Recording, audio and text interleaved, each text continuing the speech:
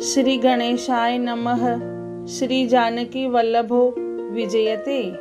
श्री रामचरितमानस प्रारंभ करते हैं। जय सिया राम। श्री रामचरितमानस के द्वितीय सोपान अयोध्या कांड में 22वां खंड प्रारंभ करते हैं। जगत में यश के पात्र तो चातक और मछली ही है, जो अपने नेम और प्रेम को सदा नया बनाए रखने में निपुण है। ऐसा मन में सोचते हुए भरत जी मार्ग में चले जाते हैं। उनके सब अंग संकोच और प्रेम से शिथिल हो रहे हैं। माता की हुई बुराई मानो उन्हें लौटाती है। पर धीरज की धुरी को धारण करने वाले भरत जी भक्ति के बल से चले जाते हैं।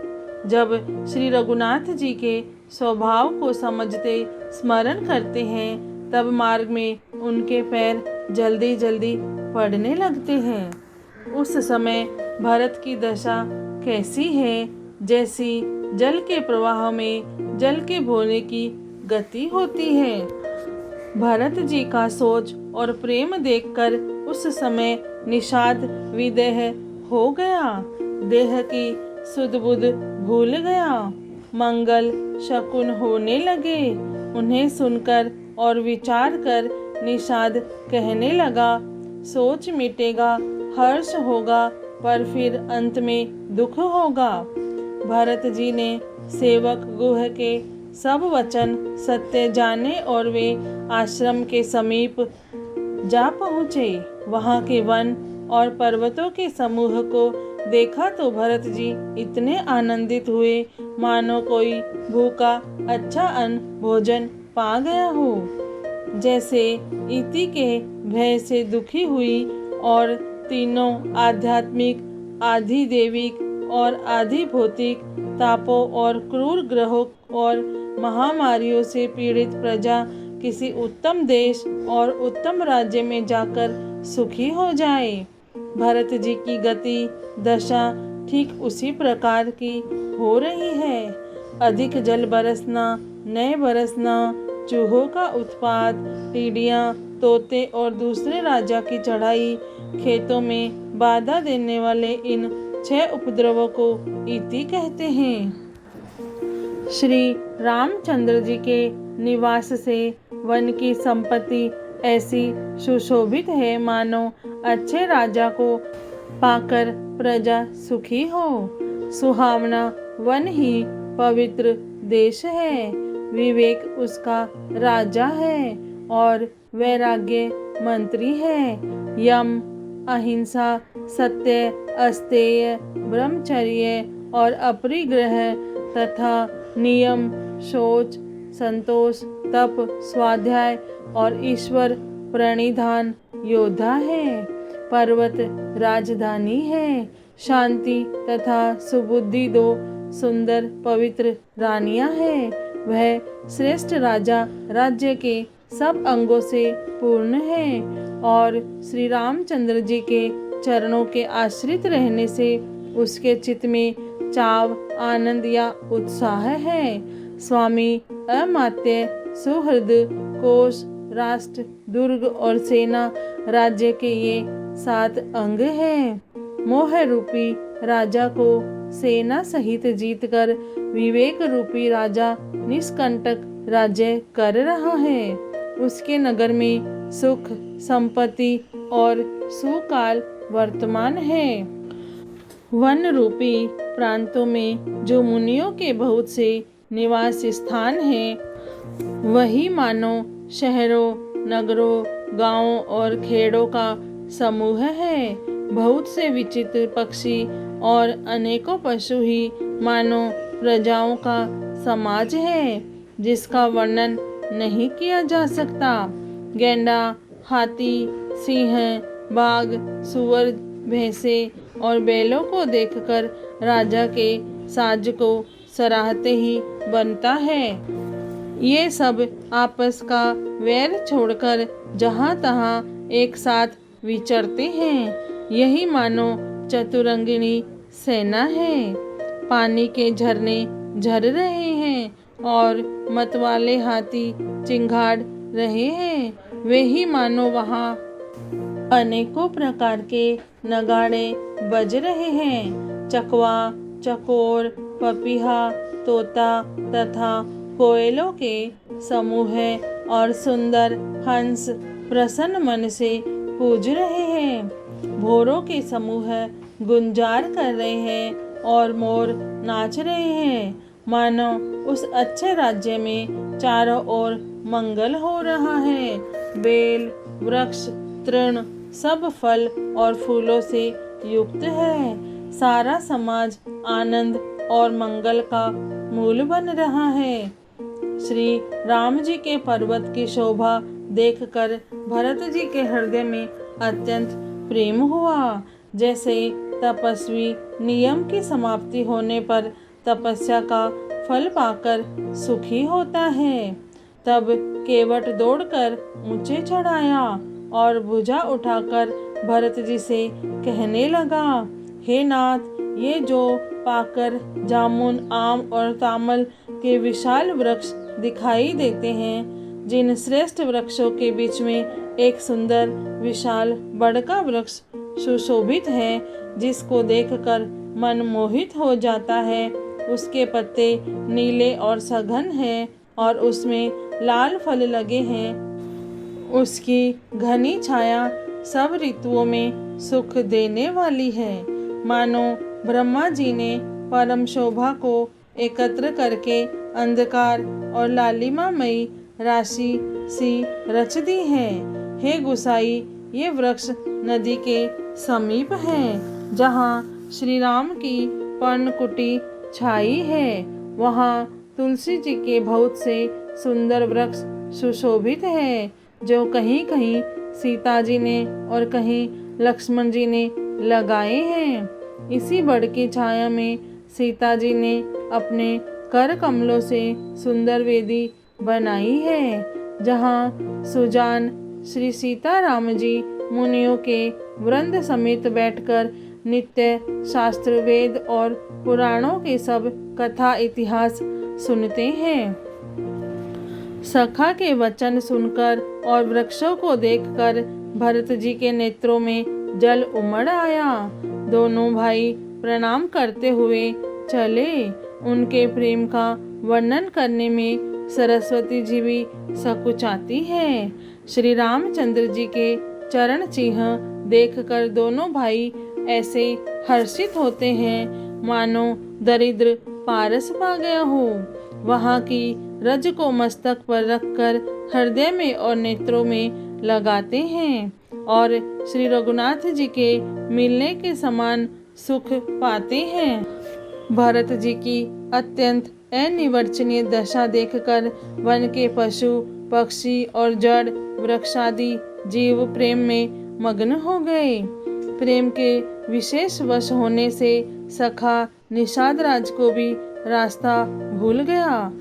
तब देवता सुंदर रास्ता बतलाकर फूल बरसाने लगे।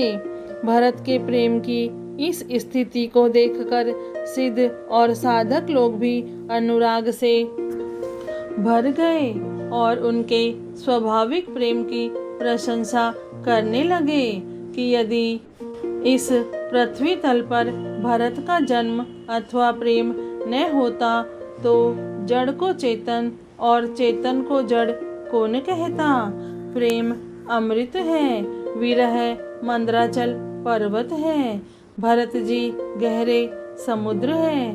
कृपा के समुद्र श्री रामचंद्र जी ने देवता और साधुओं के हित के लिए स्वयं इस भरत रूपी गहरे समुद्र को अपने विरह रूपी मंद्राचल से मथ कर यह प्रेम रूपी अमृत प्रकट किया है।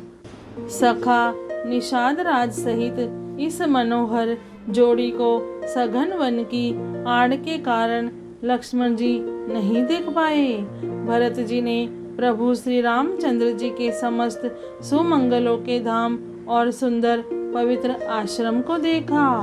आश्रम में प्रवेश करते ही भरत जी का दुख और दाह जलन मिट गया।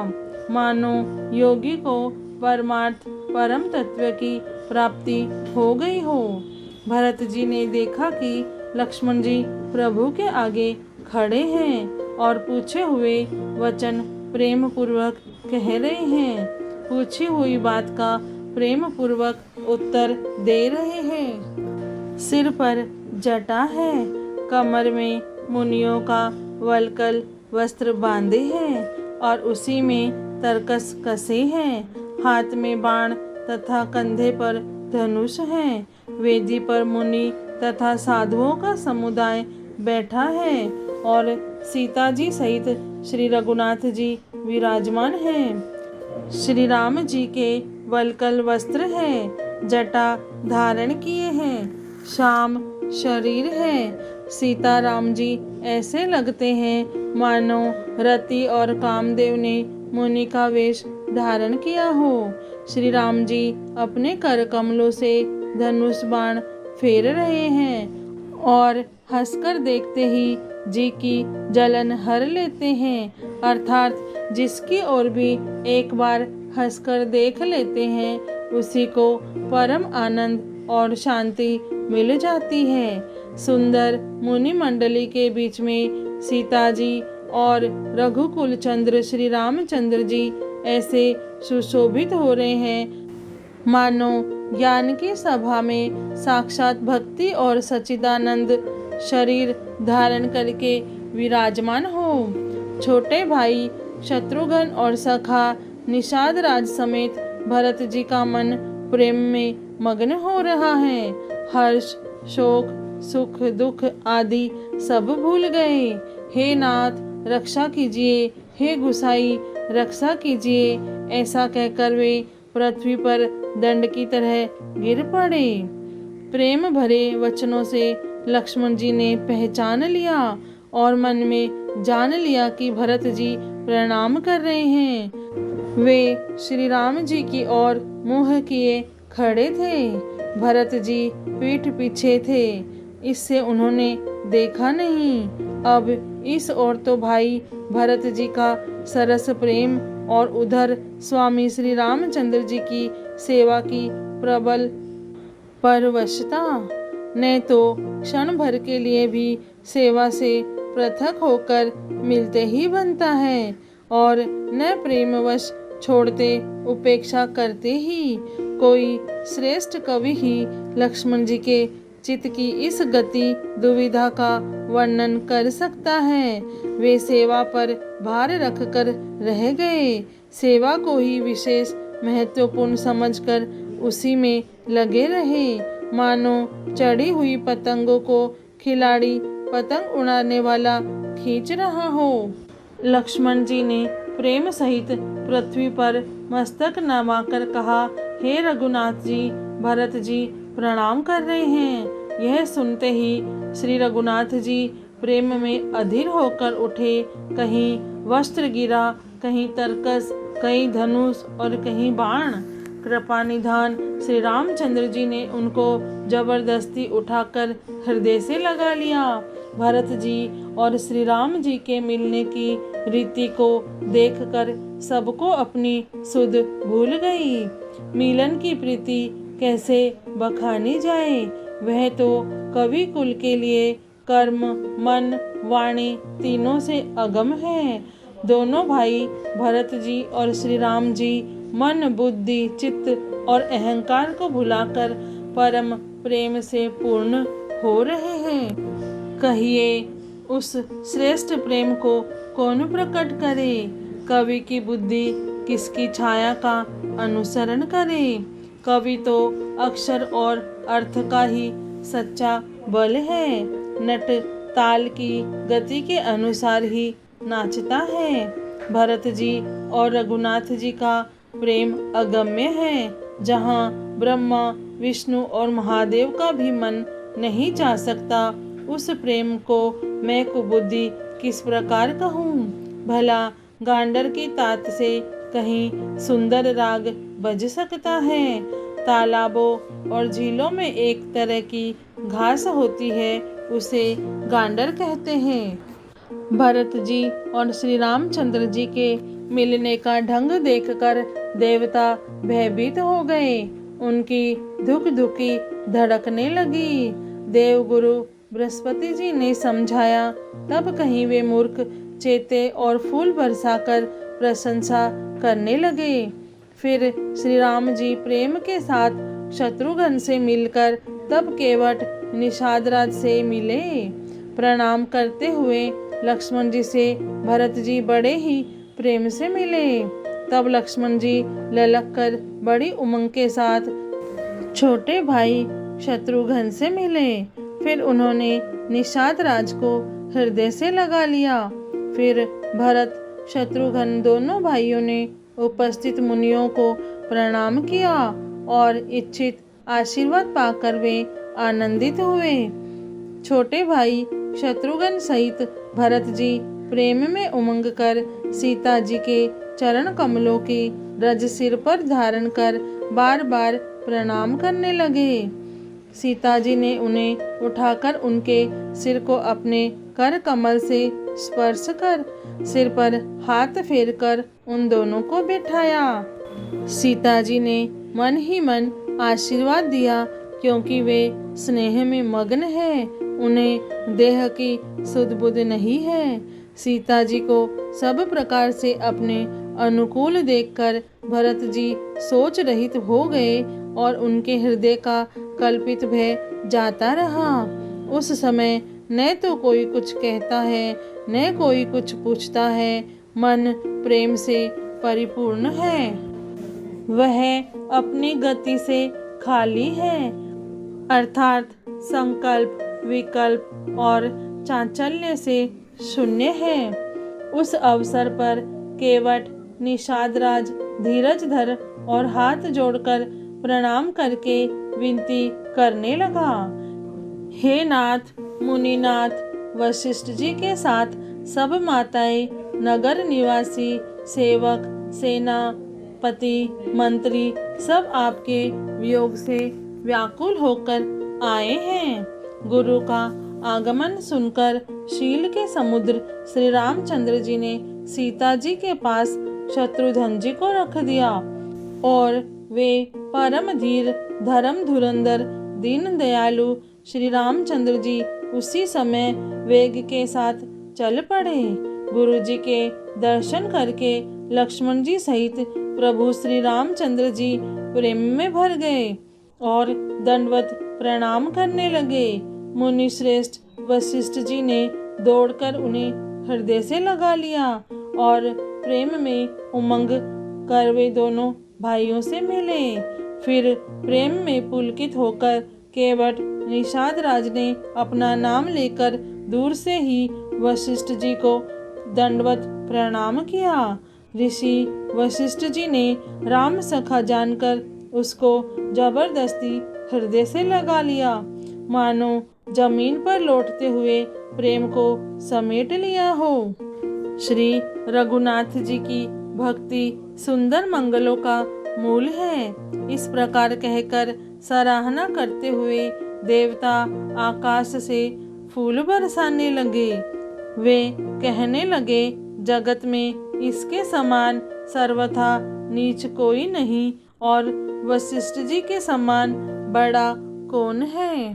जिस निषाद को देखकर मुनिराज वशिष्ठ जी लक्ष्मण जी से भी अधिक उसे आनंदित होकर मिले।